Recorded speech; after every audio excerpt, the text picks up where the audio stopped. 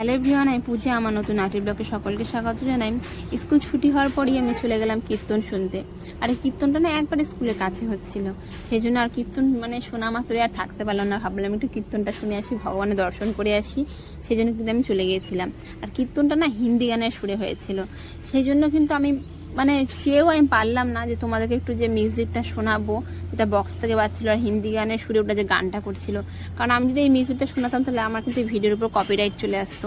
সেই জন্য কিন্তু এটা আমার খুব খারাপ লাগলো যে এত সুন্দর মিউজিকটা আমার ইচ্ছা ছিল তোমাদেরকে একটু শোনাবো, কিন্তু সেটা আমি পারলাম না। তো নেক্সট যে দলটা উঠেছিল গানের, সেটা কিন্তু মুখে করেছিল, তো সেটা তোমাদের অবশ্যই শোনাবো। তো চলো।